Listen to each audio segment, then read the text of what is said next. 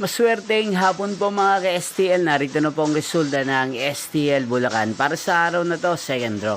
March 13, 2026, araw ng Biyernes.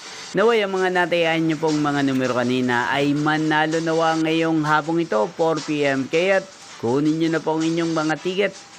Narito na po ang resulta.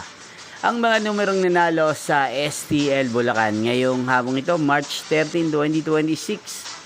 4 PM second draw result 23 at 29 in exact order. Again, 23 at 29. At ngayong hapong ito sa STL Bulacan, natin pong i-shoutout si Ate Erlyn ng Bulacan. Shoutout po sa inyo, Ate Erlyn. Sana po ay nasa maayos kayong kalagayan. At sa lahat po ng mga taga Bulacan, shoutout po sa inyong lahat. Inyo pong napanood ang resulta ng STL Bulacan. Magkita-kita pong muli tayo mamayang 8 PM para sa third draw result ng STL Bulacan. Thank you for watching.